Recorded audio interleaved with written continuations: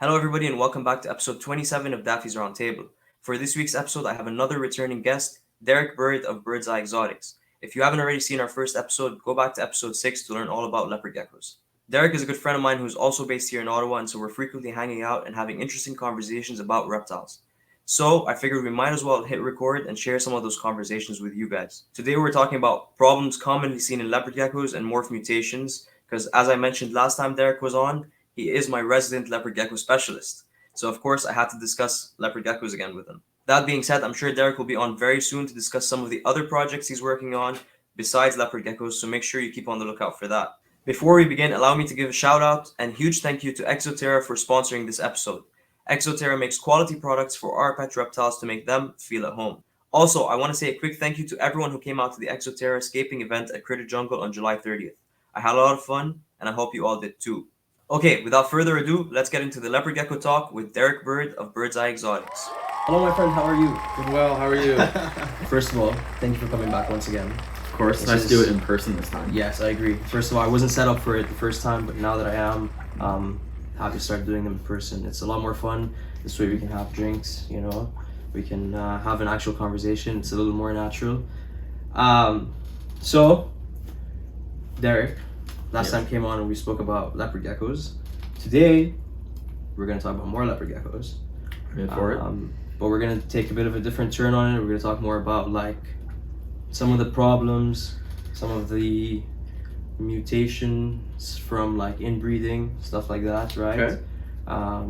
And then some maybe like problems with current care and stuff like that. It'll be a lot of leopard gecko talk. But before we get into that, I know you've got a couple more animals since the last time we spoke. So what's new in the exotic in the bird's eye exotics, thank you, I don't know why I lost my words there. Bird's eye exotics reptile room. It's more than a few. I believe the last time we did this just over a year ago, I think. Yeah, you were still at your old house. I was still at my old house. Yes. I had a smaller reptile room. I think I was at 15 Yes.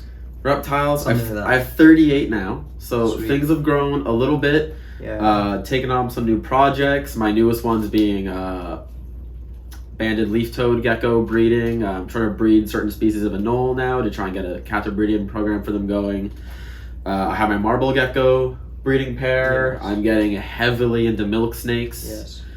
Hopefully by 2024 is when my guy should be about ready to go. Nice. So it's Yeah, kind of a some nice long ones. wait period there, but I like to grow them up myself, so I'll go it that way. Yeah.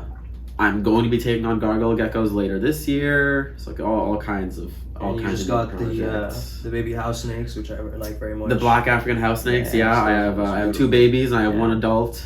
Yeah. Who they are something I wasn't expecting to like as much as I do. Yeah. They Yeah, are. cool. They're They really spend a lot of time cool. burrowed though, right? Not as much as you think. Yeah? As Okay. for the first while, Yeah. they were burrowed 90% of the time. Come out for food, but I have to go find them. Right. Now, whenever it's feeding day, they know they're out, they're waiting, just like the milk snakes. My corn snake is usually out waiting. My racer is usually out waiting. You said Easy- feeding day. Do you feed on a fixed schedule? Do It's, you have like a specific day of the week or bi-weekly that you feed on? I really try to stay fixed. Yeah. Okay. I try and go every Saturday. Doesn't always work out that Doesn't way always work with, out, with okay. schedules and everything. Okay. But I really try for every Saturday. Okay. And easiest snake in the world to handle. Yeah. The Even- house snakes. Yeah, Yeah, even the okay. little babies, maybe a foot. Nice. My nephews come over. It's the first thing I bring out Yeah. because okay, they just yeah. hang out. I when I came over, I had both of the babies on my hands and Yeah. they were a lot of fun to They play just hang out with you. It's yeah, great. Yeah. Yeah. 100%. Anything else? I know. No, you got some frogs you forgot to mention. I got a few new frogs. So I have marble snouted burrowing frogs now. I have a trio looking to get a fourth. I'm super excited about those. They can are- talk about those. We didn't even like discuss that we were going to talk about them, but maybe let's talk about That's those. for a true. second. Yeah. For the record, I have basically no idea what we're talking about. We're just kind of I was given almost no rundown. I kind of came in blind, so It's gonna be fun. Like yeah, I it's said. gonna be interesting. No, they're great. They're shockingly easy to handle. Do they spend a lot of time burrowed? 100% of the time. 100% of the You time. almost never. Okay. When it's like freshly, I'll give them like a heavy mist. Okay. Whenever I do that, they'll kind of occasionally come out a bit, but for the most part, they're just burrowed. But once you find them, if you bring them out, obviously it's amphibian. You gotta use caution, gloves, wet hands, whatever you gotta do there. Not too long. Nice. But they just kind of hang out with you. Cool. They're one of the more unique looking species. Yeah, I they are. own. They have cute little noses on. Yeah, it's basically like a slightly deflated air balloon with a shovel face. Pretty much. And I love them. They're great. Do you put any heat on them? No. No heat on them. Room temp, they're pretty happy. Okay. But in the same room as like your snakes and everything else. So Yeah, it's all in the reptile room, Yeah. so it stays at a pretty certain temperature. Okay. Cool. Shall we dive into leopard gecko? Always. Or is there anything else you want to talk about in the reptile room?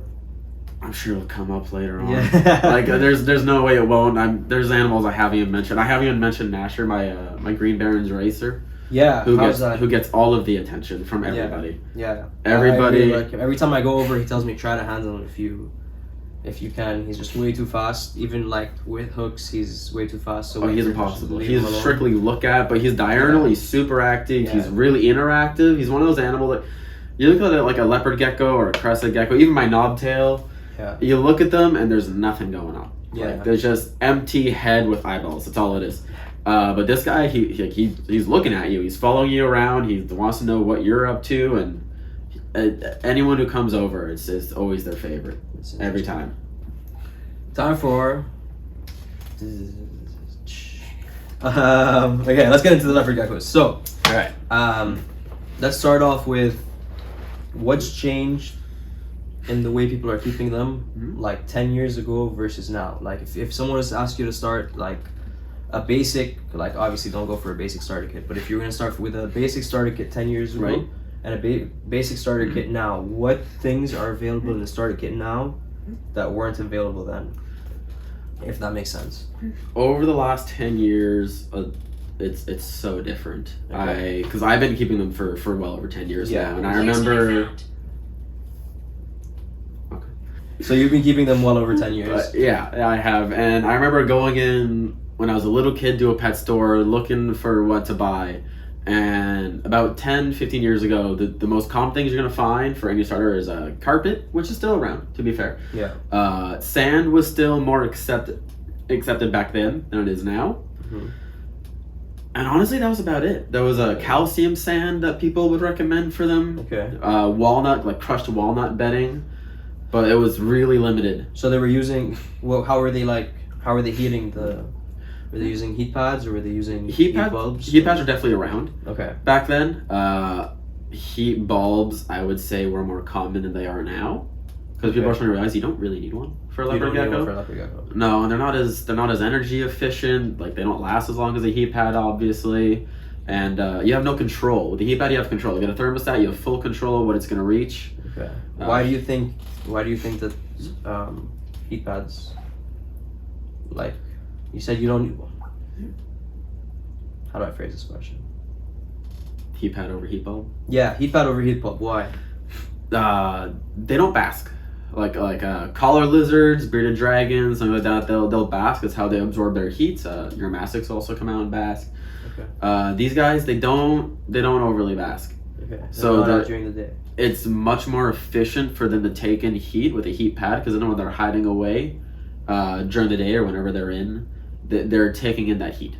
Okay. It's much more reliable, and they absorb heat really well through their stomach, like through their belly. Okay. They absorb heat super well that way, not as much through basking. Their skin is more delicate than any of the species I just mentioned. Okay. So it's a safer way to go about it, and it's just easier, honestly. Okay, so why don't we show off from that? If they're not basking, are you giving them UVB? I am. Okay. And So, yeah, no, go ahead. Yeah. And I say they're not basking in the sense they don't come out, they stand on a tall branch, like a bearded would do. It's the easiest example I can give. But they will use the UVB, and not necessarily bask. Like, they'll come out sometimes sitting on top of the hide where the UV is, and sure, maybe they'll soak it in. But I don't know if I consider that basking. A lot of the time, They have one leg. One leg out, yeah. Tip of the tail, the tip of the nose is out. Like, I don't know if you saw your Pictus who's behind me there earlier, just had the tip of his nose out. Yeah, just like that. Like they'll take it like that. They don't need to have the full body out. And them not being nocturnal or diurnal, like it is important for them because they're not strictly a nighttime species. So okay.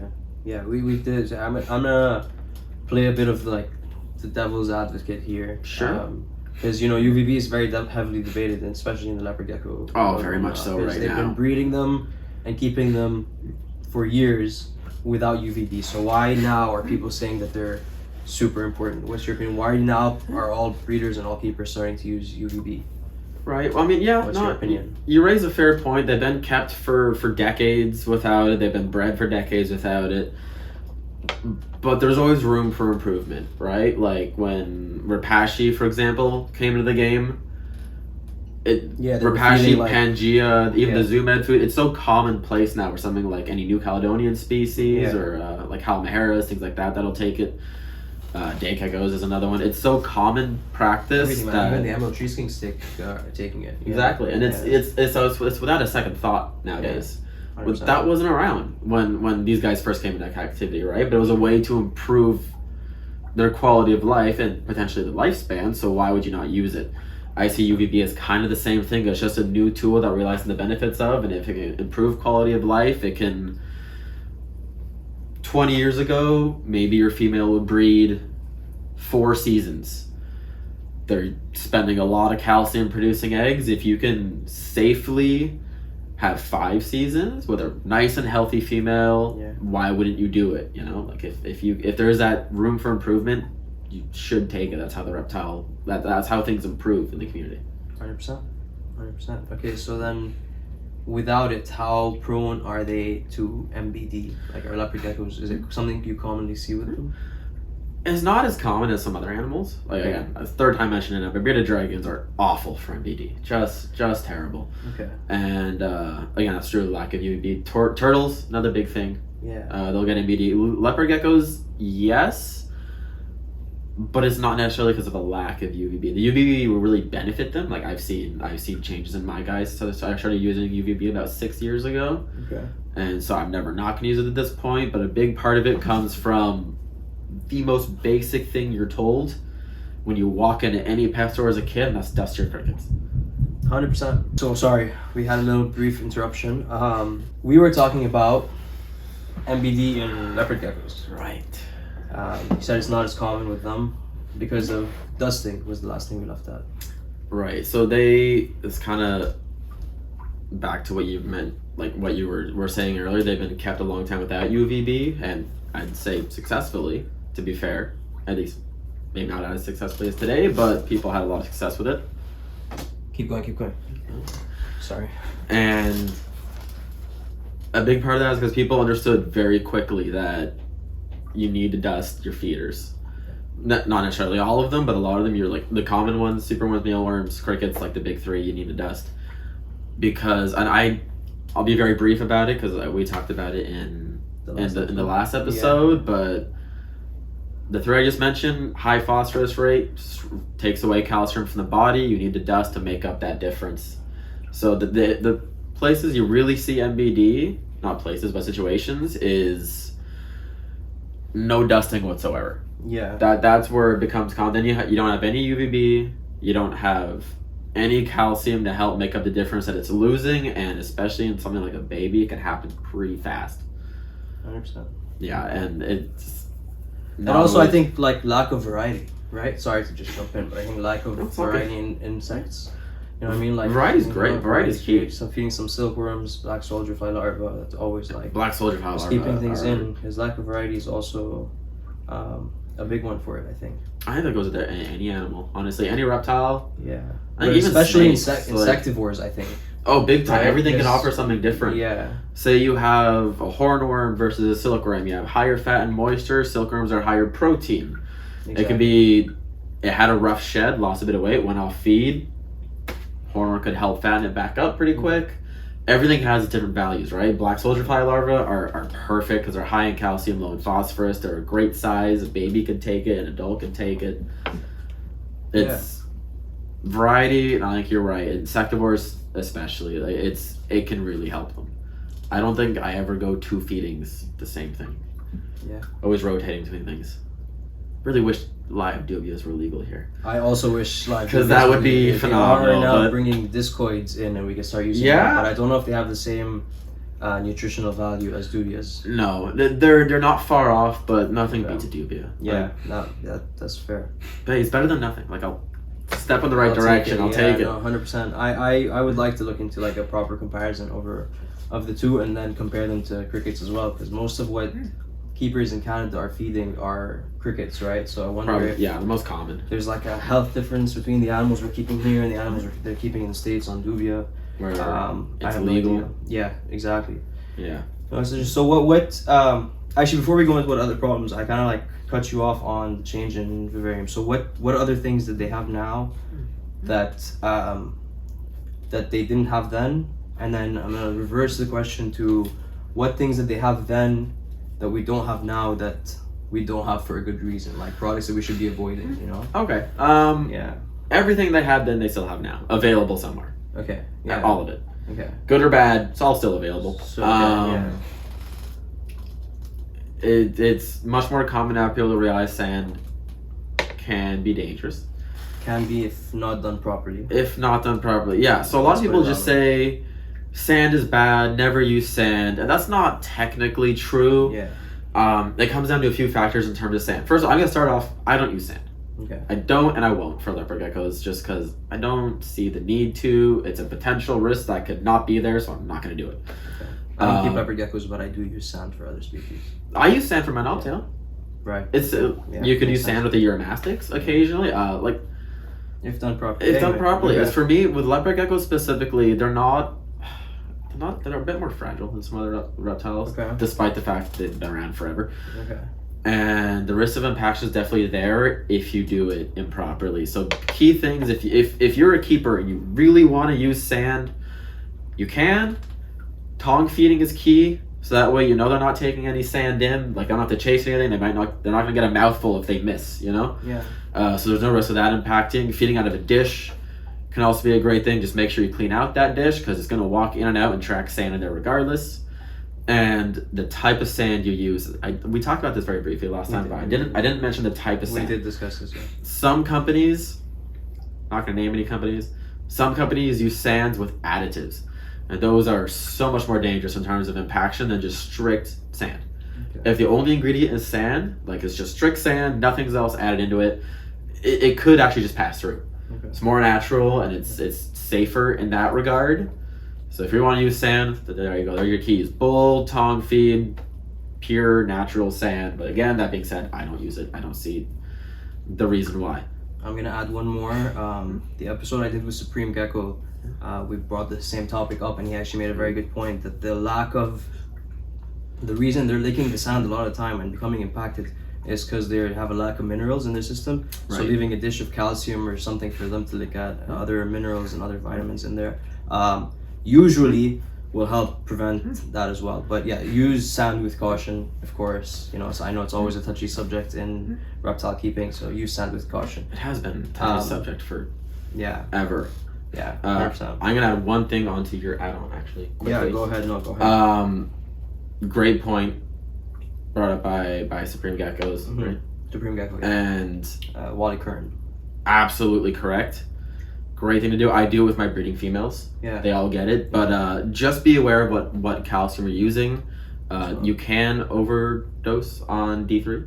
Right. So if you're using a calcium, just make sure it's a strict calcium, or check the balance, make sure there's no vitamin D in there, because that's great for dusting because you know it's getting a certain quantity. But if you're leaving it as a bull, they're eating quite a lot, they can overdose on it. Just be aware. That's all it is. Very cool. I agree. That is a good point to bring up. So then you do vitamin with calcium with D3 for dusting crickets, and then Yep. anything you leave in the bowl is I personally just use no cal. no cal. Yeah. Rapashi, No, yeah, no cal that's- Rapashi. so I'm a big Rapashi fan. I use Yeah. like my reptile room in the feeding little corner there. I keep seeing it. It looks like a store. Like every Rapashi is Big there. Rapashis there. All of it's there. Yeah. Big fan. I can agree. Cool. Okay, so then any other Any other products that should be avoided? Right. Yes. I'm actually going to touch a bit something.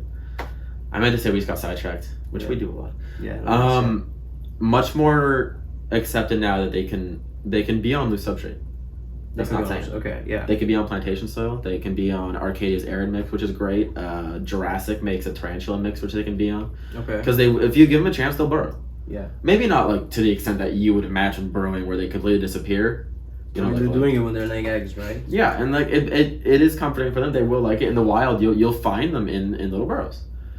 They'll get away from the sun, things like that. So what do you use at home?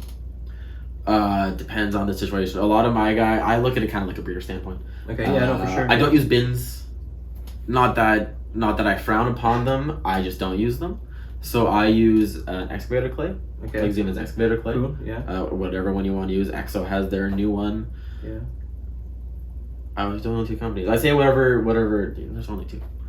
Is there only 2? I think there's probably more, but those are the 2 that I'm familiar with. The 2 that I'm familiar with and that I've seen around. Exos I've used. It's newer, so I have one. Like I built a lot of my tanks before it came out. Exos came out. Yeah. The new one's actually really nice. Okay. But whatever clay you want to use, that's what I use. It's super easy to clean up. It's nice and natural for them. You can make artificial burrows depending how you build it. Yeah.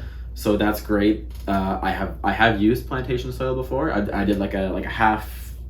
Yeah, we use it at Critter Jungle as well. Yeah, I did like a half clay, half substrate build. Okay. So the substrate build was a little bit deeper. She could go make a little burrow, which she did underneath a piece of cork. And is that where they lay their eggs? Or do you leave lay boxes? I use lay boxes with sphagnum because they like the higher humidity. Okay. That's why they're burrowing in the wild. When they're really lay, they're looking for that higher humidity, which you'd be shocked how humid it can be not that far deep where they come from. No, for sure. So yeah, loose substrate can be great. It's far more accepted now. Sand is still debatable. You have my stance on that by this point. Yeah. Things that were used back then, I wouldn't recommend now. There's 2 big ones that I'm sure there's more, but there's 2 big ones that really stick with me. Heat rocks. Okay. I think for any animal is a terrible idea. You can't regulate them. You can't control the temperature. They're a fire hazard for your house. Yeah. So at that point, it's more of a danger to your reptile. It's now a danger to you and where you live. Okay. So I avoid it fully. I'm sure people will have their own thoughts about that, and some might disagree with me because some people use it for years successfully, but some people have their house burned down. So yeah, I've never used them. There's my argument on that. The other one is blue bulbs. Now, this I don't like them. This is heavily debated because they're used a lot. And they're used usually at night. They are used usually at night. Yeah, clearly. Yeah. I've been watching her go over this whole time. Yeah, she's having fun. My stance on blue bulbs is don't. Are blue bulbs used specifically for nighttime, or are they also being used during the day? Traditionally, a lot of people use blue bulbs for nighttime. There's 2 kinds of blue bulbs. There's one that you can see it visually. One's significantly darker. One's brighter, is more of a daytime bulb. It's marketed as a daytime bulb. That one's not quite as bad. My big problem is the dark blue. That you'll see advertised as a nighttime light. So you can see your reptile during the day. Big issue with that is that blue falls really close to white on the color spectrum in terms of how a reptile sees. Okay. And it means they can't properly go to bed. Or if it's a nocturnal species, they're not going to feel as comfortable coming out. Because to them, it'll affect their eyes long term. Because it means they have a daylight on all day, then essentially a daylight on all night. Okay. It can slowly cause retinal damage, depending on your species. It can mess with their behavior pattern, like their natural behavior pattern, which can affect their health. I'm not a fan. And also they say it's kind of marketed like a red bulb, where they can't see, but you can see them. They could definitely see in blue. Okay. Red, sure. Red's not a problem. Red's not a problem. Red's not a problem. Different, see red? Completely different side of the color spectrum. Okay. Blue is nice, close to it. Even if you see it as a dark blue, it's gonna be pretty similar in terms of reptile. They're seeing it different. They're gonna see it essentially like a daylight. Okay. I don't see the point. Cool. Any other products that you recommend not using? Yeah, my opinion on sand. There's the blue bulb. There's the heat rock. Heat bulbs are unnecessary. I find, not that I would frown against it. If you're using a heat bulb and you're having great success, all the more to you. I wouldn't. Heat pad's far more effective, far more efficient. Okay. Other than that, it's really what are you succeeding with? You know, because you can't argue with somebody if they're having success. No, 100%. Yeah. So if you're it's not succeeding, broken, don't fix it. Yeah, if you're succeeding doing whatever you're doing, keep doing what you're doing. Good on you. But that's my 2 cents. Yeah, no, that's fair. Okay, so we're back. Took a quick break, refilled the drinks. I got water all over me. We're ready to go. So we were talking about bulbs, lights, Right. and using heat lamps, and you don't really use them. So I'm gonna ask you, first of all, what ambient temperature do you keep your leopard geckos at, and then when you're heating them, what you're using a heat mat? Yep. And what are you heating, or what are you setting it to? So heat pads I set to 90. Okay. 90 to 95, anywhere in that range, you're usually okay. I usually stick more towards 90. Okay. The room is normally set to be at 23 degrees Celsius. I don't know what that is in American, but I'm sure I can figure it out. That's about like 75. 75. That's how much the room is set. Like the ambient temperature. 76, yeah. Yeah, so that's what the room stays at. I could be wrong, by the way. That was just off my. It could be not calibrated. I don't know. Okay. Yeah, heat pads set anywhere from 90 to 95. I stick a bit more towards 90, especially for babies. I won't really go higher than like 90, 91, just because I'm paranoid. I'm sure it could be fine, but I'm paranoid. No, that's fair. So ambient temperature, it's just the temperature of the room because there's no heat bulb, right? So whatever the ambient temperature of the room is kind of what it's going to be in there minus the heat pad. Okay. And are you also using, not leopard geckos, but are you also only using heat pads on your snakes? Snakes all have heat pads except for my Green Baron's Racer. Okay. Has a he'll bask. He'll have a. Yeah, he'll come out and bask. Okay, cool. In terms of heat bulbs, I only use them on my Green Baron's Racer, like I said. Okay. My Longtail. Right. The Anoles are going to be getting a new one soon, and that's about it. Yeah. Okay. That's about. I don't use a whole lot of heat bulbs. Yeah, I don't either. I use them only a couple of species. The emerald tree snakes have. I remember when I first got into reptiles, I bought so many because I thought everything needed one, and now I have so many of extra domes just sitting there, doing nothing. Yeah, I have a couple sitting. I don't know if they still work, but I have a couple of them sitting. They probably they last so long. Yeah, they do. Okay, so we've discussed that. So now that we've talked about like what's changed, do you still think, if someone was to ask you, are leopard geckos right for me? What would you respond? Because their care isn't the same as it was. They're not just, I mean, they can be obviously set up. We don't recommend it, but they can be set up pretty basic, right? But everybody, like, we're all striving for better keeping now. So as the advanced keeper or someone who wants to keep them better, what would they need, and again, if they asked you, are they right for me, what would you say? I would say yes. I think everybody's life would be better with a leopard gecko in it. That's just my opinion. You just have to be aware of what's changed. Okay. It used to be, I mean, like, this is a while ago now. It used to be buy a 10-gallon, get a heat bulb or a heat pad, get 2 hides, and get a water bowl. Boom, you have a leopard gecko. Like, and you could still do it. If you have a baby, you can still do that. But now, as long as you're ready to commit a bit more, they can't be in a 10. Like, as a baby, 10's fine. But 20 long is pretty standard minimum size for them. So as long as you're ready to commit a bit more space, a bit more money, because UVB initial setup, like, keeping UVB is super cheap. Replacing bulbs once a year is nothing. Yeah. But like the initial hood and everything could be a bit more expensive. As long as you're ready to commit a bit more money up front, a bit more space in your house, do a bit more research, you can still keep it on carpet if you really want to, but like there's so many more intricate things you can do now with builds with leopard geckos that they will fully utilize, because they will climb too if you give them the chance. Yeah. Not that they're like a crested gecko and you're gonna find them up in the trees, but I give my guys, whenever I give them, not glass, but like you, but like I'll put branches, things like that in there, and yeah, they'll use it. Yeah. Actually, a great example of that is actually my mother. She has one of my leopard geckos right now. Because when I lived at home, I just had the one leopard gecko, and my mom loves her.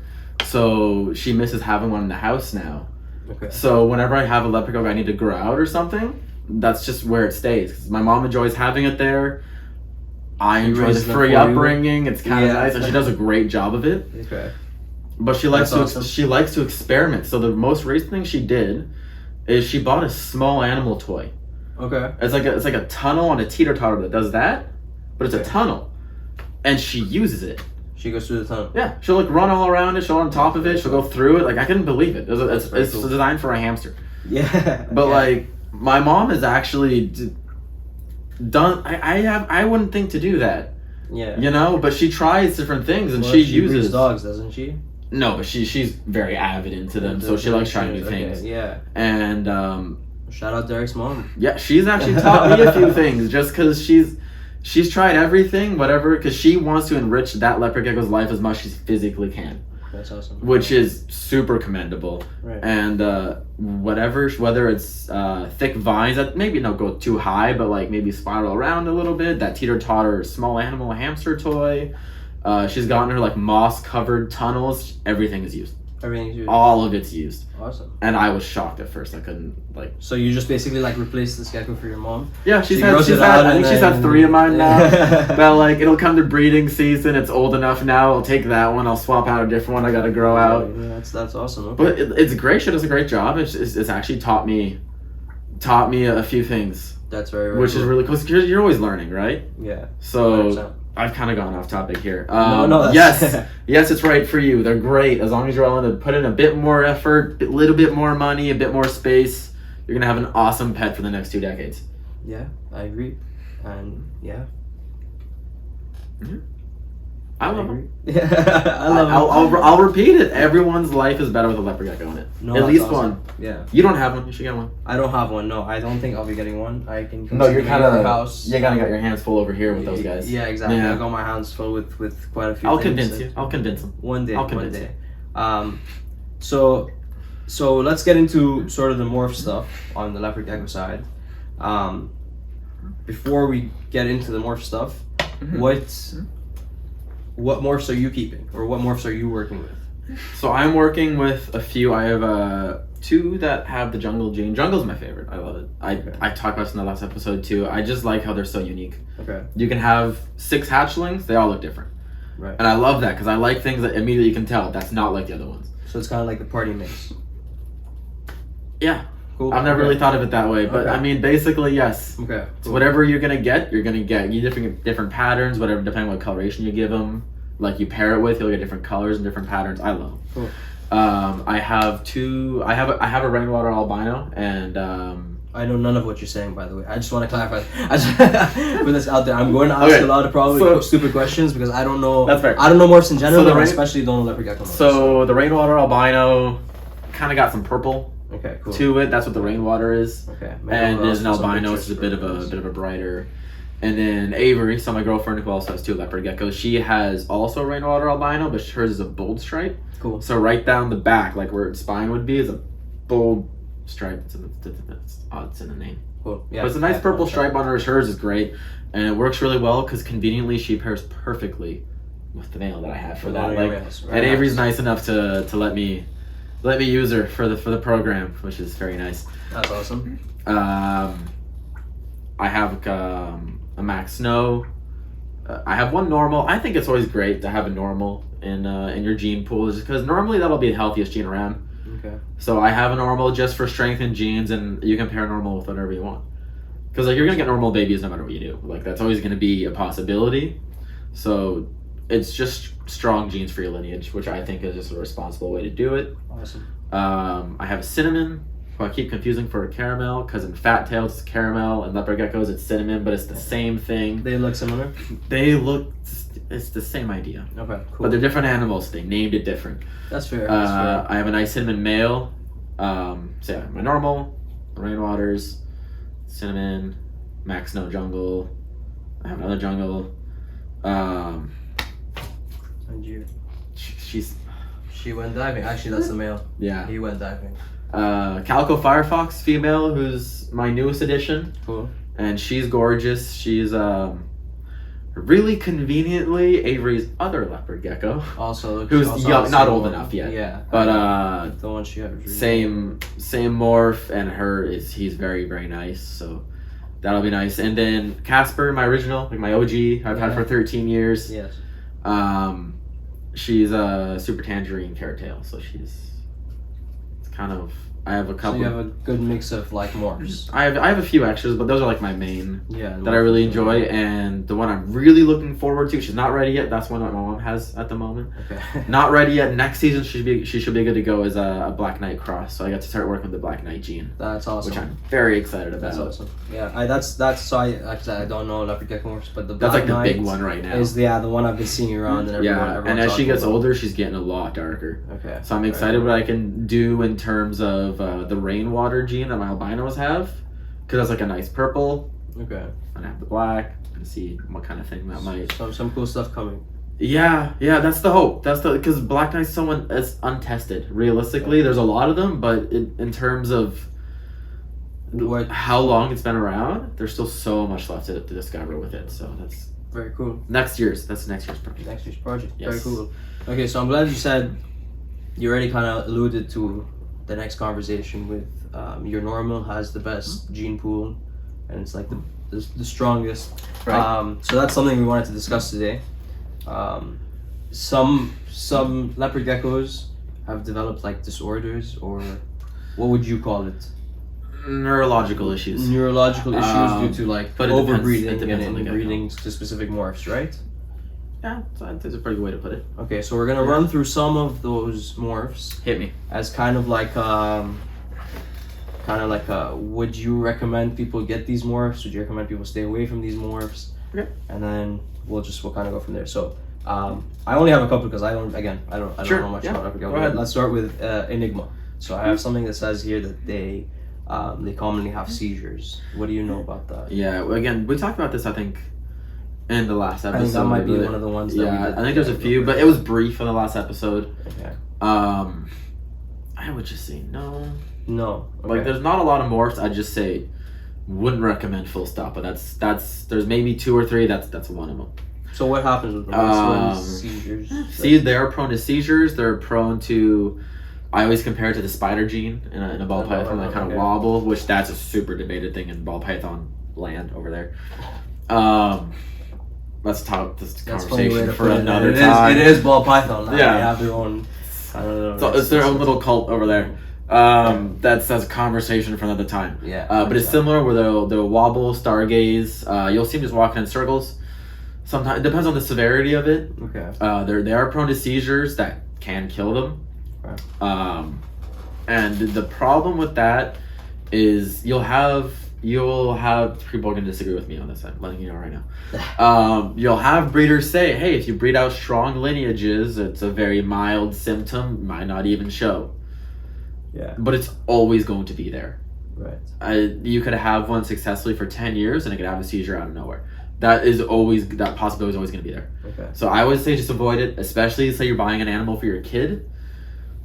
Why put that risk of it dying at a young age, kid thinking he did something wrong, parents maybe thinking they did something wrong, when realistically it's just how it was born, unfortunately. Right. So Enigma, stay away from it. I would stay away full stop. Even if it's not a pure Enigma, say it's a jungle Enigma or like a tangerine. If it has Enigma in it, or even in its lineage, say one of his parents was an Enigma, it's the dominant gene, I would just not touch it. Okay, so you're not with people breeding the Enigma. I don't support it myself. You don't support it yourself. Okay. Cool. Anything else to add about the Enigma gene? Seizures, stargazing, those are like the big problems. They're super common. It is super. Which is the problem. Okay. Because they're nice. Okay. The pure Enigma, honestly, I don't think that looks that amazing. It looks just kind You're of gonna have to pale. supply me with pictures of all these morphs. Yeah, I So can we shoot you photos. Yeah. So we can. But the Enigma is great. I mean, not great. Looks wise, looks great with a lot of things. And because it's a dominant gene, it'll pass on to the babies, right? Like a jungle Enigma, we said before, maybe one of the best looking morphs around, in my opinion. But you wouldn't work with it. I don't know. Doesn't matter how beautiful it is. I don't see why you risk health. Okay. All right. So, moving on from Enigma, Lemon Frost. I think this is one that we either talked about it in the last one or you've spoken to me about it like quite a few times. It's, you know what, we talked about it in the last one, and we talked about it probably the most brief of everything we talked about in the podcast. Probably the thing we talked about the least was the lemon frog, because it was just a passing comment, because it didn't really overly exist in the hobby. Okay. It existed, but it wasn't nearly as common. That podcast was about a year ago, I'd say, right? I don't know if it's like breeders heard it, and now it's blowing up. Everyone wants to breed lemon frost, and it's a problem. It's a problem. Before I get into that, quick breakdown: lemon frost's average 3-year lifespan, very prone to tumors, used a lot in scientific research. This is why it's a gene that's been around for longer than you think it has, but you don't really see it around because it's mainly for science research. So someone took it out of a lab somewhere, and they're nice. If you got a nice one, you got like solid blacks, deep yellows. Okay. Like deep bright yellow, and they look great. Okay. Until they're 2 years old, and that's it. You just got tumors. Yeah. Again, average lifespan is 3 years old, and if very basic breeding education for leopard geckos, 3 years old is normally when they're considered sexually mature. So just enough to breed, maybe lay 2-3 clutches, good chance that mom dies, raise the baby. So you could charge quite a lot because there's not, like, they're considered quote unquote more difficult to breed, but that's just because its parents die. Okay. And they're all over, they're not getting all over the place, but they're growing rapidly, and I think it's rather dangerous. Because one thing growing rapidly, I'm going to relate it to a healthy gene that's growing rapidly, the Black Knight, which I was talking about, which people are trying to cross with other genes because it's a gorgeous gene, and it's been proven to be very healthy. No issues have been ever found yet. It's only been around for about 2 years. So you never know. Yeah. But it means it's only a matter of time before lemon frost starts crossing with everything. Right, because it's a great looking gene, and some people might say, hey, they're trying to breed out the negative parts by trying to breed with something strong, like a high yellow, a normal, a jungle, like an established morph that's been around forever. Okay. It's I'm not gonna swear. I mean, you can if you want, but it's a load of shit. Like I don't care what you say. I don't care. Yeah. You're either trying to get money, or maybe you are trying to help the gene get rid of its negative attributes. Just stop. You're not going to. Okay. I feel very strongly about this. Yeah, I know you do. That's I'm why not a fan. I think it's here. irresponsible. I think it's immoral. I think it's unethical. And there's. People should be doing it. I don't think anybody should do it.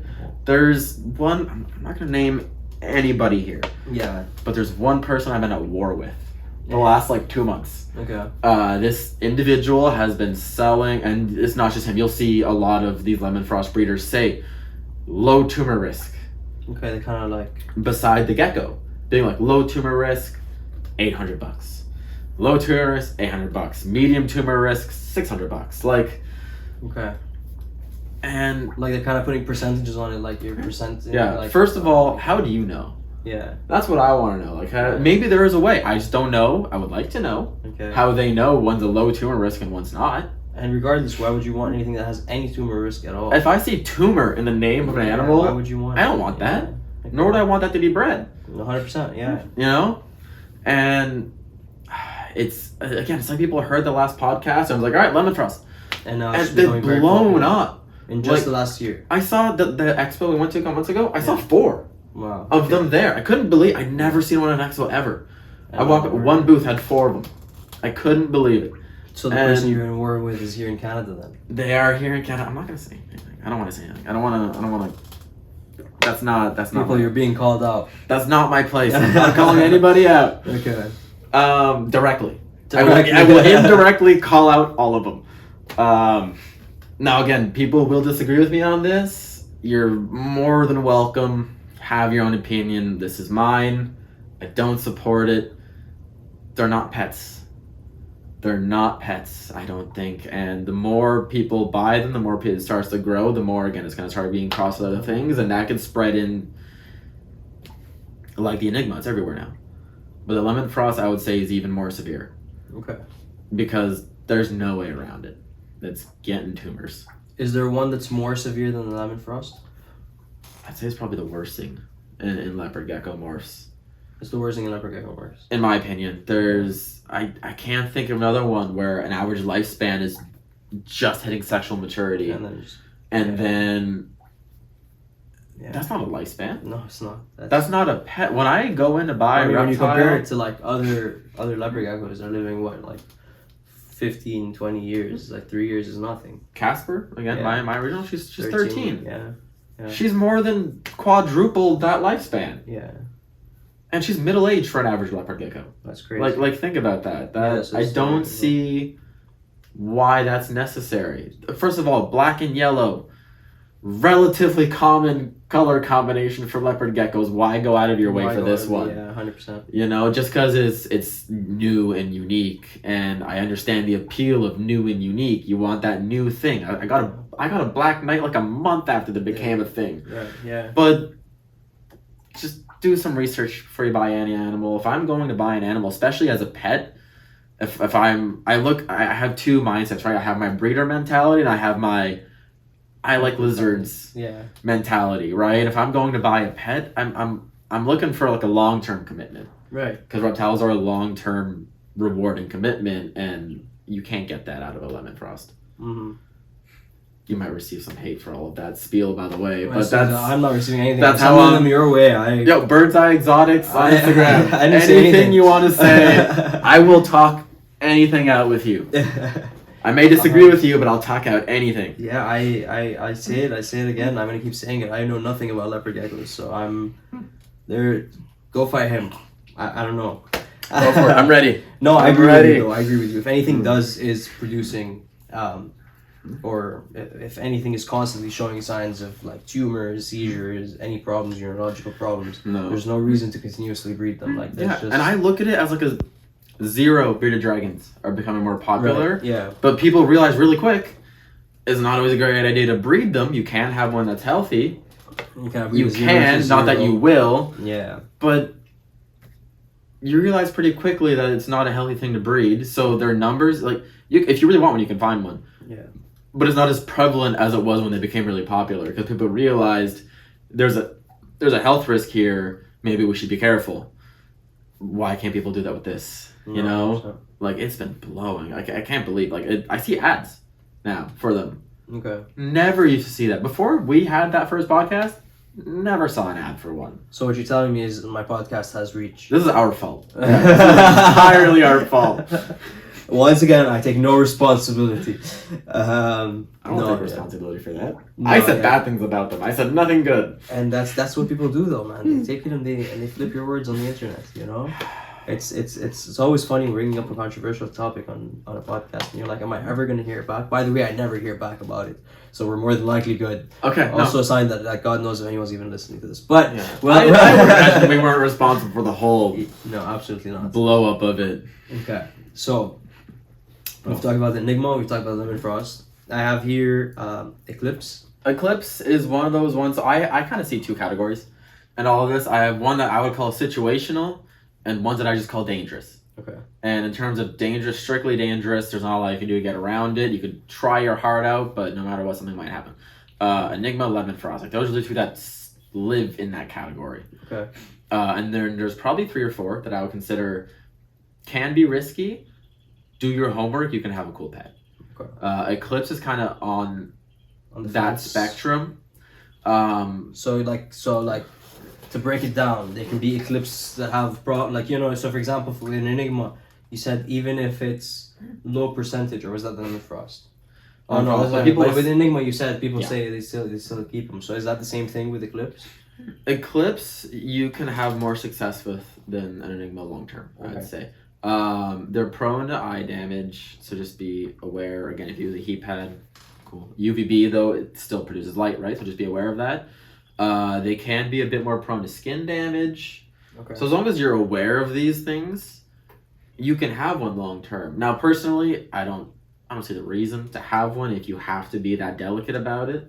But I mean, to each his own. Yeah. I wouldn't recommend them to people, but if you have one and it's doing well, cool. Okay. you know, you're doing good. Good job. Yeah. Like we said, if it's not broken, don't fix it. But do your research on where it's coming from. Okay. That's a big part of this when it comes to morphs that can be prone to problems. Just do your research. Where's the animal coming from? Are they reputable? Read some reviews on them. You know, ask questions. Any responsible leopard gecko breeder would be more than happy. They'll show you photos of the parents. They'll talk about lineage. Whatever concerns you may have, they should sit down and have the time to talk to you about it. Okay, so that's actually something we've been talking about a lot actually recently. So maybe we should touch on before we get back to maybe some more of the other morphs. Like you said, it talked to the breeders. So where should people be getting their leopard geckos? You know, I mean, obviously you're gonna get it from a breeder or something, but like, how do you differentiate whether that's the right breeder, whether it's a good breeder? Like, how are you vetting your breeders? Right. So it depends what you're trying to get. Are you a breeder looking for new breeders? Are you someone who likes leopard geckos and is trying to get into breeding? Yes. Are you someone who wants a leopard gecko and that's as far as you're gonna go? So it's a different answer kind of depending on what you're doing. Give me the... If you're someone who just wants a pet leopard gecko and you have no intentions on breeding it and you have no intentions of going further with it, as long as it's healthy, you know? Big box stores, that's how I'm gonna phrase that. Big box stores. I don't normally get big box stores. I don't normally get a lot of animals from, and I'll be careful if I do. But I mean, realistically, you could go get a normal leopard gecko from whatever stores around you, and you could have it for 20 years. Yeah. You know? Yeah. Like, I mean, it happens with many of you. Yeah, and you can do that. Yeah. Casper, my original, she's a PetSmart baby. Yeah. Am I ashamed of it? Absolutely. Big box store. Baby. Box store, baby. And do I regret it? A little bit. Would I do it differently? Going back to when I was a child? Probably. But I was a child. Mm-hmm. And she's doing okay. You know? Yeah. If you're looking to start off breeding like you've never bred before, but hey, you really like your leopard gecko, breeding interests you, these big box stores I wouldn't go to because chances are you don't want to breed just normals. Normals, and you don't want any lineage behind it either. Yeah, normals, as much as like they're a strong gene to have, and I think every breeder should have a normal in their gene, and within their breeders, just to have that, I kind of see it as assurance that you're gonna have some strong, like, healthy babies. Like off cross or out cross kind of. Yeah, exactly. Yeah, and you can pair normal with anything you want. Yeah. But they're kind of boring. Right. I wouldn't breed just normals. I'd hate it. And that kind of leads me, because normally when you go to these stores... You never know, man. Some people actually like this, just the normal look. I like them. Morphs. Yeah. I like not every leopard gecko. Minus those two. I like every leopard gecko. Yeah. Minus more than those two. We have my normal, her name's Twigs. She's great. I love her. Okay. She's a monster for food. I love it. Okay. Would I get a second normal? Maybe. Would I get a third? No. No. Okay. Would I get a male normal because I have a female? Maybe, yeah. Yeah. I can see the logic in that. But a lot of these big box stores, they label their leopard geckos in two ways, right? You have your normal leopard geckos and your fancy. Yeah. And fancy means nothing. It means literally nothing. If you're trying to get into breeding, you need to know your lineage, you need to know what you're getting into, what your possible outcomes might be. Yeah. And if you're buying a fancy leopard gecko, first of all, look at a 3-month-old leopard gecko. I couldn't tell you what morph it is. Yeah. In 6 months, it'll look different. In 6 months after that, it'll look different again. Sure. You know, and so you need to know your lineage. So going to an expo is a great idea. Uh-huh. A lot of leopard geckos will show you the parents, will talk to you about the lineage, and on the container where the gecko is, they'll tell you exactly what it is. And tell you if it's het for any... Yeah, I was going to say, you need to know what it's het for as well. Yeah, exactly. They say don't buy lemon frost. Don't buy lemon frost. Okay. Or enigmas. Het, for people who don't know, is just, it carries that gene even though it doesn't show it. Yeah. You know, so it could be het for jungle. It doesn't. I have one of those at home. I have one. It's het jungle. Het jungle means its parents had jungle. It's not showing jungle, but it carries that gene so it can produce a jungle. That's just basically what het means, just in case people are watching and wondering what we're talking about. So you gotta know what you're het for. You gotta know the lineage, your parents, what you're buying exactly. And at an expo, every leopard gecko breeder there is gonna be able to tell you that. So that's a great place to go. If not, just go to a responsible pet store. Like, shout out to Critter Jungle. You know, there you go. That happens to be during the T-shirt day. Shout out Critter Jungle. There you go. We keep track of where all the leopard geckos we get comes from. And all the lineage they'll tell you. Yeah. Any local responsible pet store. I mean, I'm also biased because I ran the reptile department there for quite a while. It's go to your local pet store.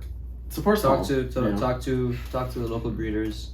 Do your research. That's what it comes down to. Do your research. Make sure you know what you're getting. And don't buy a lemon frost. Yeah. See? There you go. I'll make a T-shirt. Just don't buy a lemon frost. There you go. That's the game plan. Yeah. If you already are a breeder, you shouldn't need my advice. That's true.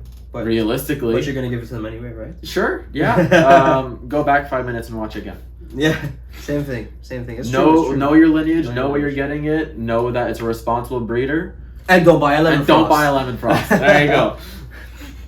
That's it. I'm gonna stick to that now. That's it. Anyone asks me anything about leopard geckos, I'm gonna be like, listen, I know my leopard gecko stuff.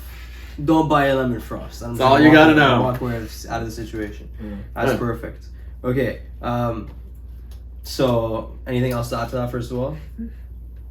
No, just do it. Okay, cool. So I have two more. I have one that I can't pronounce, and I have white and yellow. So let's start with white and yellow. What's the problem with that? By the way, if you're hearing any extra noises, I apologize. The emerald tree skinks are banging behind me, and there's a mountain horn dragon behind the camera also. Having a time. Doing their thing. Sorry about that. White and yellow. White and yellows are, first of all, they're gorgeous. Are they? Yeah, okay. they're Once again, I'm gonna need some pictures. I'll send you photos of all of these as soon as we shut that camera off. I can load it up on your laptop for you. That would be even better. White and yellows, especially white and yellows mixed with other things, like it can be gorgeous. Okay. I mean, white and yellow is one of those big ones where just I've said it so many times in the last 10 minutes. Do your research. Okay, so what's the problem? White and yellow, so the problem with them being super beautiful is that they're super bred. So there's a lot of, people don't think about inbreeding a whole lot in terms of reptiles. They'll think about it in terms of any mammal, dog, cat, whatever you're getting into, but it is... So is it white and yellow just basically lack of any other pigment? Lack of any other color, not pigment? That's a better example right there. First of all, it's a lack of pigment in a certain way. But they still do have black eyes. They're not albinos. Okay. But they're not albinos. Think of them more of as like a...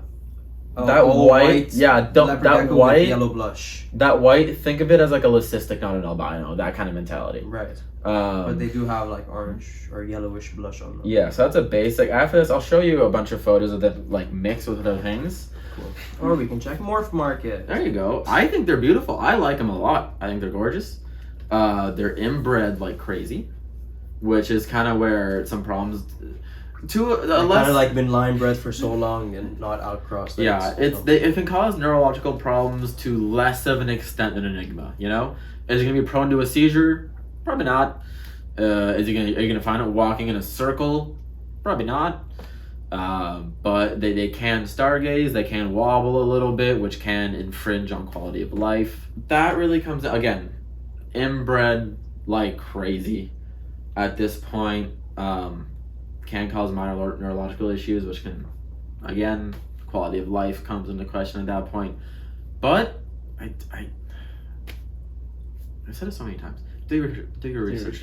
If you get from a quality breeder, and they're using other lineages, they're bringing in other white and yellows, for example, to add new blood to the line. So as long as you're getting a quality, healthy leopard gecko with low chances of inbreeding, because a certain level of inbreeding reptiles is acceptable.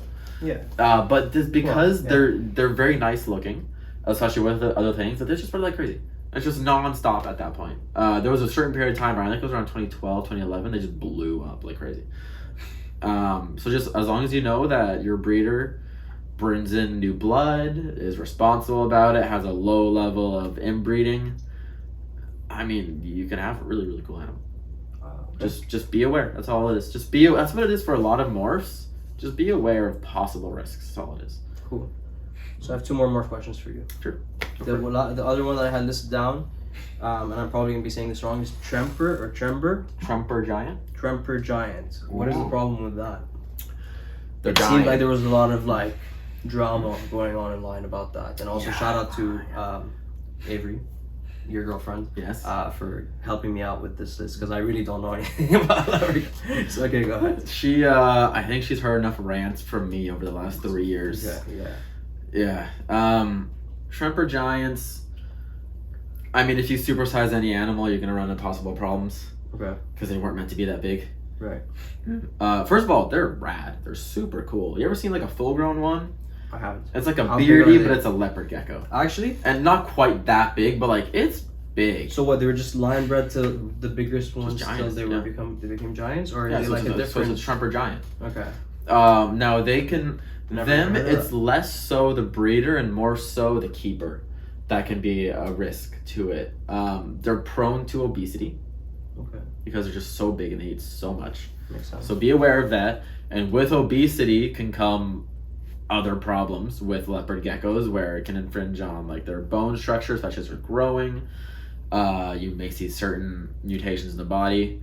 So the thing is there's a limited number of them because they're so new. So a lot of them that'll breed are kind of low-key related to each other. So just be aware. That's all it is, and don't overfeed it. Okay. And then, But they're cool. I want one. Like they're. oh, yeah. I do. Okay. I But not, they are the same species. Yeah. They're the same Eubopharis macularis, and They've just been. I don't want bred one too yet. big. I want one when they're a bit more established. No, that makes sense. But they are. If you see like a full-grown one, it's pretty special. They're pretty cool. They're not like giants, you know, but they're Yeah, definitely not bigger than like really a big. regular leopard gecko, and they're really cool. Yeah, the one we saw at the other pet store the other day, we shall not be named, was a different species of leopard gecko, correct? The Iranian one? Oh, the Iranians. Yeah. They're super cool. I want to get into those, but even more so, I want to get into the West Indians. That's like my next big thing I want to get into. So there are other species. There are other species. So the West Indian is still Eubopharis macularis, same as the like what we would see as a leopard gecko. Yeah. The Iranians, or depending, just different common names mean nothing. Yeah. So no, there's for different sure. names. Yeah, They're actually a different genus, okay. and they're becoming a bit not more popular, but they're becoming a bit more I mean, if we're seeing them here in Ottawa, then they we must don't see be- them. We don't see them. Oh, we saw them the other day.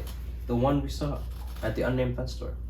No, that was Eubopharis macularis. Oh, it was? That was different. But it was This you have to go to, like- Iranian. Yeah, but unnamed pet store It was probably just... is not good at listing animals. Okay, cool. The expos you can find them at. Okay. I almost bought a pair at the last expo. I was like Okay. really close. I got my leaf toes instead, but Makes sense. it's the next kind of big thing I want to get into because in terms of leopard gecko, if you throw a new one at me, I'm gonna get really excited about it. Okay. And West Indians, I just found again with the help of Avery. Just a general shout out to her at this point, I guess. I found a male. I have to locate a female now, but they're very cool. I don't know if you've ever seen a West Indian one, but with them you could really see why they're called like a leopard gecko because it's got that bands like a lemon frost. Buy a West Indian, not a lemon frost. See, Go boom. buy a lemon frost. There's your solution to a lemon frost. Buy a West Indian. It'll be cheaper and live longer than 3 years. There you go. They got like their black and white striping, right? Not white, sorry, yellow, like you'd imagine. But Okay. in the black, you can actually see like proper leopard print. Okay. Really cool. So you can kind of see what they call leopard geckos at that point. They kind of look like a mix of like fat tails and leopard geckos. There. Like if you hybridize That's what you want to the fat look tail and at. leopard You see what I'm gecko. talking about in the patterning in the black? Ooh, that is nice. They are really cool. So this will not be unnamed pet store. I'm gonna list a name Shout pet them store. out. Yeah, 100%. All reptiles in Toronto. That's awesome. I didn't know they carried them. That's very cool. Yeah, that's where I got my black African house snakes. Right, They yeah. currently have a male, and they've been helping me out a lot with finding a female. Actually, they've been really great about it. They are awesome. And shout out to Red's Fauniverse, Nat. She's been helping me out with it Yeah. Yeah. Right, too. Who go works watch at All episodes- Reptiles. So Go watch Good episode connection. 3 or 4 with Nat on it. I don't remember what episode it was, I but think it was 4. go watch my episode with Nat. She's awesome and learn about Mm-hmm. being a traveling zookeeper. Very cool. I didn't know they carried. I didn't know that All Reptile carried the West Indian leopard. They don't. It's the first time seeing this. That's It's very the nice. first I've ever seen it with them. I scroll through reptile websites when I'm bored to see, Yeah, you know. as we all do. as we all do, and I found it, and I was actually at the pet store. I was supposed to be working. Yeah. And Oh, look I how got very chunky these excited two about are. it. Yeah, that's an egg bone. Oh, so they're female not for the sure. same. They're not the same species. No, Ebulepharus Eublepharus fuscus, which by the way is the same. That's not a That's West the- Indian though. It says West Indian. I mean, I don't It's know. not a This West is right. Indian. It's not a There's West no Indian. way that's a West Indian. So that's the other one. But that's the other one. Is the Okay. fuscus. Interesting. So that's like So the yellow-headed geckos, yes. Where are they now, by the way? up there. Okay. It's Gonatodes albugularis fuscus. Oh yeah. Yeah. I wonder if what there's some it kind of. means. I wonder if there's Yeah. some kind of connection there. Pattern or something. They That's don't very come. interesting. They don't come to the same place. So No, I no, wonder it if would there's be, some kind it of a would be connection a there. pattern or a color thing or a, yeah, I don't know. That'd be Like a you cool know thing to how look into. maculatum is like striped. Yeah. Kind of the same thing. Okay. Interesting. Okay, cool. New things to New learn things for to learn. everybody. Yes. I like learning new things Cool. because you never know everything. Unfortunately, we had some technical difficulties, and things just weren't working, and things were overfull with memory and no space. So we're trying this this section of this little. It's the very end part. That's all it is. Yeah, you know, we're almost done. We're right there, but we're trying to finish it up, and we keep getting cut off. So this is final attempt. Yeah. You ready? So where we were basically was we were trying to rate. We were talking about how the leopard gecko is rated as one of the easiest pets and one of the best beginner reptiles. Right. Do you believe it's there? I'm just gonna get open. Keep going. Yeah, we're still good. Okay. I believe that. I believe it is. I have a very biased opinion for leopard geckos. Okay. I think they do belong on that list. You can make a convincing argument as to why they maybe could be replaced by another animal. Okay. An animal we may be talking about in the next couple minutes. Yeah, but you do believe that they're. But I think they should be there. Yeah. You do think they are still a good beginner reptile, even with all the changes you said that they're recently. Absolutely. They're phenomenal. They're so full of personality. They're super rewarding. As long as you're setting yourself up for success, that's the setup is the big part. Right. After that, it's easy. Right. That's all it is. As with most reptiles, Yeah. I agree. If you get the habitat right, the carriers, you're golden. Exactly. Awesome. Okay, so assuming somebody after all this long conversation decided that maybe something you said was not for them, and they don't like, or they decided the leopard geckos aren't for them. Right. Do you have any other suggestions of other species that are similar in like personality and temperament, but not leopard geckos, or just different, like somehow different? I would suggest you go on Instagram. Okay. You look up Birdseye Exotics. Okay. You're gonna shoot me a message. I'm gonna tell you why you're wrong. Okay. You're gonna fight. Because a leopard gecko is for everybody. Okay. Everybody's life is better if there's a leopard gecko in it. And anybody who owns a leopard gecko, we tell the same thing. It's funny, we said this 3 times and it gets funnier every time you say it. And it's still, and every time it stays completely true. It's true. Okay, like I said earlier, when I left home a couple years back, my mom misses my leopard gecko, so now she has one at all times. So now your mom's a reptile. Because her life is better with one in it. Yeah, so everybody's. That's all I'm saying. That's all I'm saying. She didn't want any reptiles when I was a fair. kid. But now. That's all I'm saying. But now. Okay? Can't deny that. Okay. But you know what? If you really decide it's not for you, I respect that decision. Okay. There are some better, not better, definitely not better. There are some other options that might suit you better. That's what I was getting at. Okay, no, 100%. The obvious one is an African fattail. Right. Basically a tropical leopard gecko. Same sort of hair. Very similar, same tank size requirement, so it's going to fill that slot of the leopard gecko. Right. Exact same diet, very similar temperament to a leopard gecko. Don't always get quite as big. Yeah. Other than that, But more humid. More humid. They like humidity. They will burrow. Make sure you give them a substrate they can burrow in, not sand, not sand. Something like a tropical soil, like even cocoa coir, cocoa fiber, whatever you want to call it. Something as similar as that you can do. Okay. And it's nice because you can do like a nice live planted, Bavarian with them. It's nice and easy. You can do live plants with leopard gecko too, but that's a whole other conversation. Okay. So maybe that more suits your fancy. Fair enough. Another option is right behind me. Right, you can't. I don't know if you can see it right there. Yeah. There's 2 little bins there. He has a trio. There's a Pictus gecko. Yes. Those are phenomenal. Yes. They're usually the few boxes that don't get checked with leopard gecko are size of tank. That's like the big one. Yeah. And that's fixed with a Pictus gecko because you can't keep it in 10-gallon very easily. Yeah, if you're looking for something a little bit smaller, the Pictus gecko is. Yeah, is that where seems it's to be one of the big deterrents with people in leopard geckos once they realize they can't be in a 10-gallon for their whole life. Well, a lot of people now are moving towards like I've discussed this a number of times actually on the podcast. But a lot of people are moving towards living in apartments rather than in houses. True. And so smaller cages, Maybe less more taking up convenient. less space is more convenient for people right now. Yeah. Right, and I completely understand that. Yeah. You know, God forbid that 20 to 30 inch difference. That's you know. Yeah.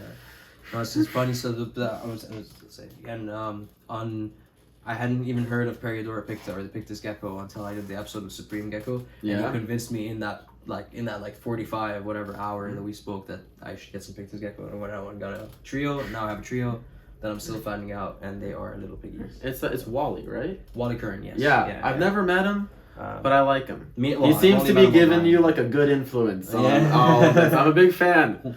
I like this a lot. Getting more into your kind of species. Kind of my now. area, Yeah. you know, what I really enjoy. 100%. Pictus gecko's no, great option. Yeah. 10-gallon, it can live in its whole life quite happily. Mm-hmm. Same thing, I think they benefit from UVB. I like a leopard gecko, so I would still recommend you have that. Awesome. Other than that, keypad, as long as you're socialized.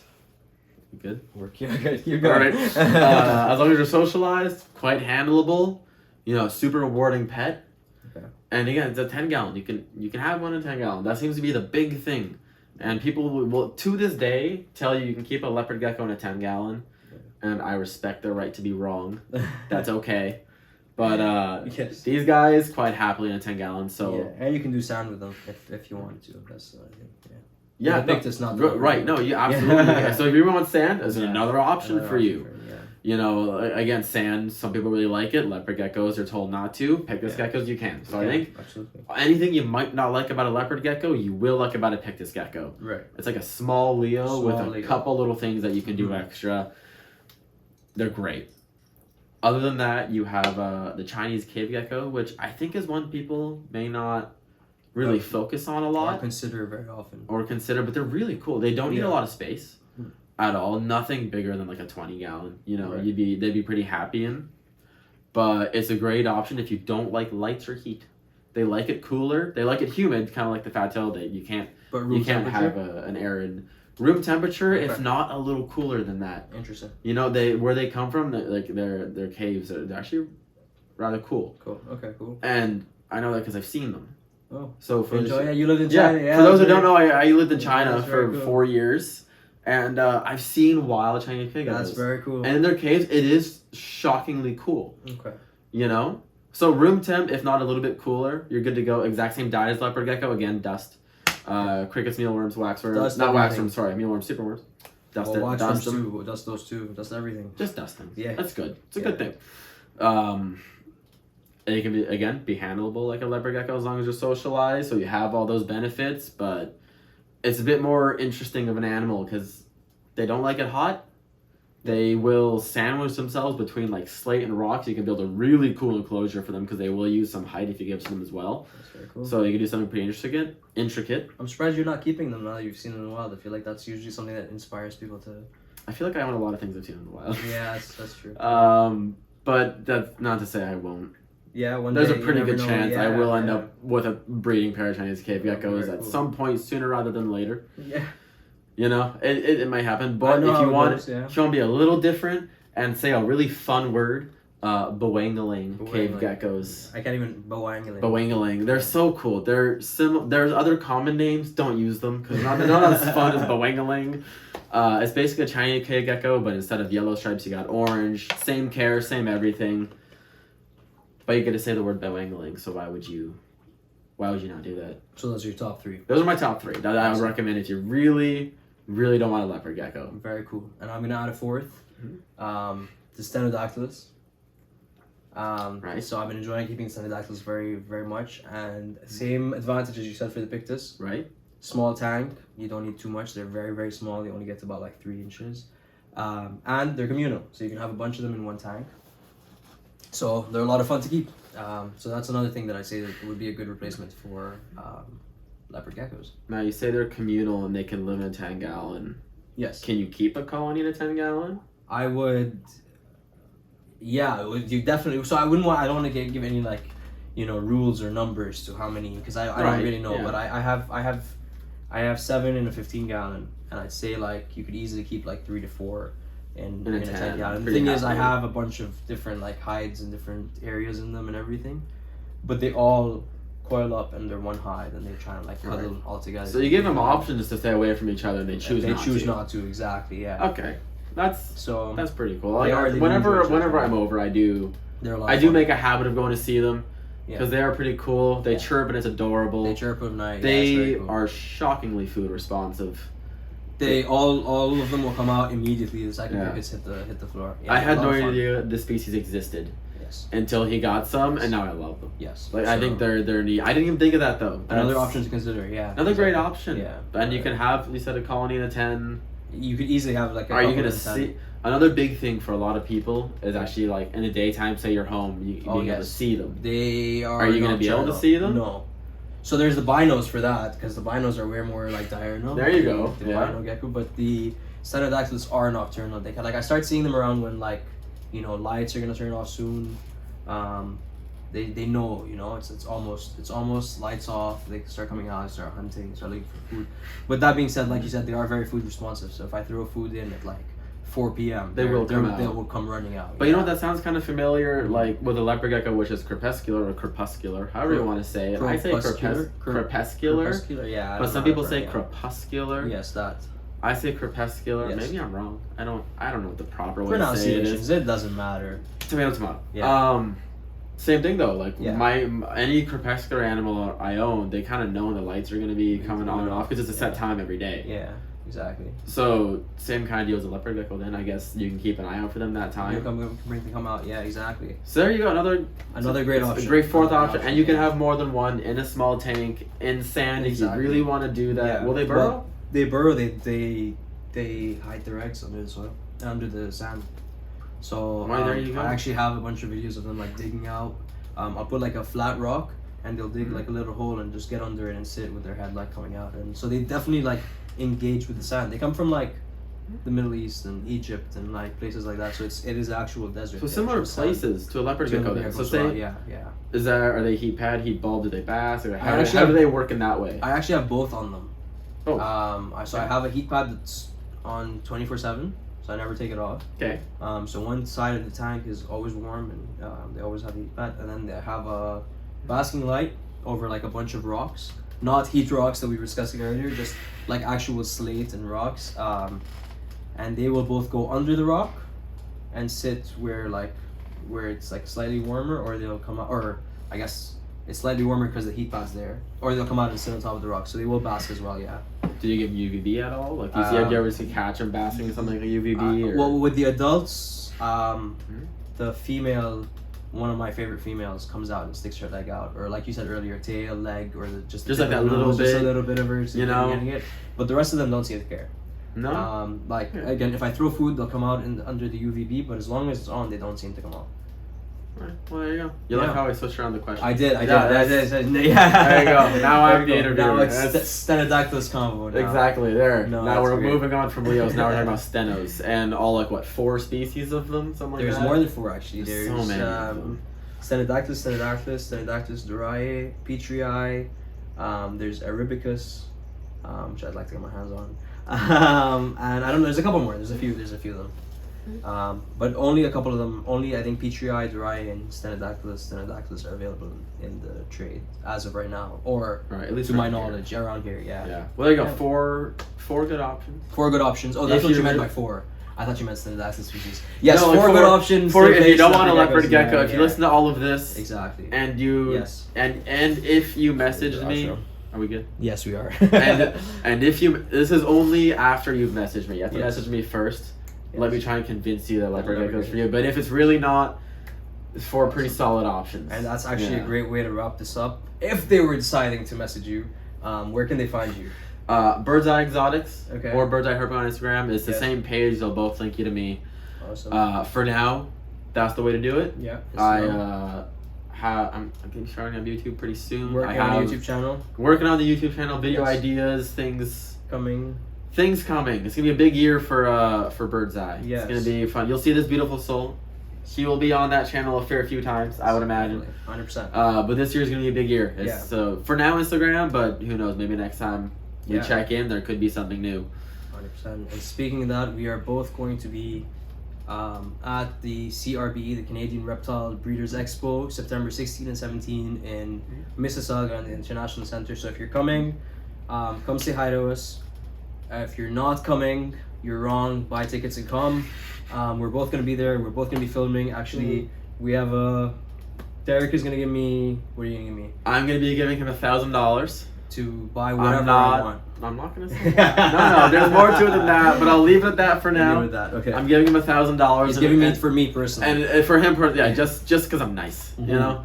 But just for some fun reasons, you have to stay tuned. We have a big video planned for that day. We're filming a couple of videos. I'm very excited.